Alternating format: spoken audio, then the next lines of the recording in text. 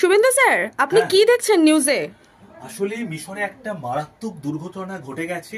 তো মিশরে একটা ডুবোজাহাজ, সেই ডুবোজাহাজ ৪৪ জন পর্যটনকে বিভিন্ন সামুদ্রিক মাছ, প্রবাল এই সমস্ত কিছু জলের নিচে দেখাতে নিয়ে গিয়েছিল। ডুবোজাহাজটাকে দেখিয়েও দিচ্ছে ছবিতে, এই যে ডুবোজাহাজটা। এইবার এই ডুবোজাহাজটা কিন্তু মিশরের হুরঘাদার উপকূলে লোহিত সাগরে পর্যটক বোঝাই এই ডুবোজাহাজটি দুর্ঘটনার কবলে পড়েছে এবং ক্ষতিগ্রস্ত ডুবোজাহাজটিতে ৪৪ জন পর্যটক ছিলেন এবং তাদের মধ্যে ৬ জনের কিন্তু মৃত্যু হয়েছে। তো এইরকম একটা ঘটনা হঠাৎ আমার চোখের সামনে এলো, তো তোমাদের একটু জানিয়ে দিলাম। এবং এই ডুবোজাহাজগুলি সমুদ্রপৃষ্ঠ থেকে ৭২ ফুট নিচে যেতে পারে।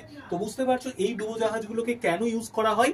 পর্যটকদের বিভিন্ন সমুদ্রের নিচে থাকা সামুদ্রিক মাছ, প্রবাল এই সমস্ত কিছু দেখানোর জন্য। তো সেখানে ৬ জন মারা গেছে, ৪৪ জন পর্যটকদের নিয়ে এই ডুবোজাহাজটা একদম সমুদ্রের গভীরে চলে গিয়েছিল।